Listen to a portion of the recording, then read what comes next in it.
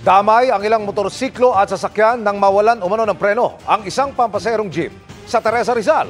Nakatutok si EJ Gomez. Exclusive. Yung guys, nawala ng preno yung jeep. Dami na bangga.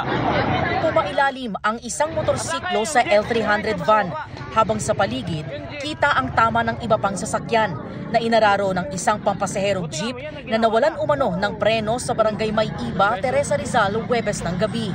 Ayon sa pulisya, nawala ng kontrol sa minamanehong sasakyan ang 42 anyos na driver sa pababang kalsada sa lugar.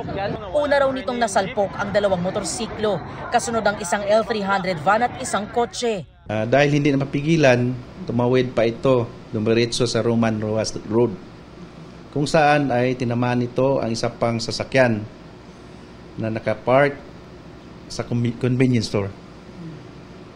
Dumiretso pa rin ito na tinamaan ng isa pang motor na galing sa kasalungat na direction. Ang layo ng naratingan ng jeep. Daming sakay.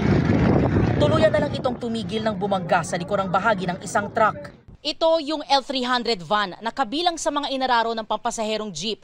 Maraming tama itong sasakyan, basag ang bintana, ang likuran at ang kaliwang bahagi nito nagkayupi-yupi.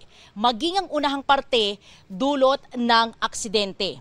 Ang driver at mga pasahero nito di naman daw nagtamo ng major injuries. Agad naman daw nakipag-areglo ang jeepney driver sa mga biktima ng aksidente. Walang pahayag ang jeepney driver.